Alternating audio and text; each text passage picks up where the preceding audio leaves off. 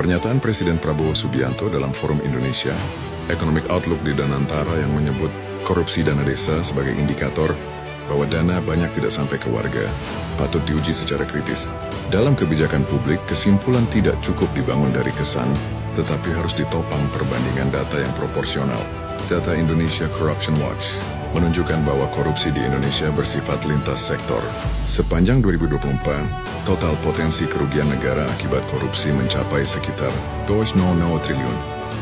Dari jumlah tersebut, korupsi di sektor desa hanya menyumbang sekitar 80,15 miliar atau sekitar 0,03%. Artinya, lebih dari 19,09% kerugian negara justru terjadi di luar desa, terutama pada sektor sumber daya alam, utilitas, investasi, dan perbankan. Pada tahun yang sama, pemerintah mengalokasikan sekitar 71 triliun dana desa. Jika nilai korupsi desa dibandingkan dengan total anggaran tersebut, tingkat kebocorannya hanya sekitar 0,11%. Secara agregat, lebih dari 99% dana desa dikelola dan disalurkan sesuai peruntukannya. Angka ini tidak meniadakan adanya penyimpangan, tetapi jelas tidak mendukung klaim bahwa dana desa banyak tidak sampai ke warga. Argumen yang kerap digunakan adalah jumlah kasus.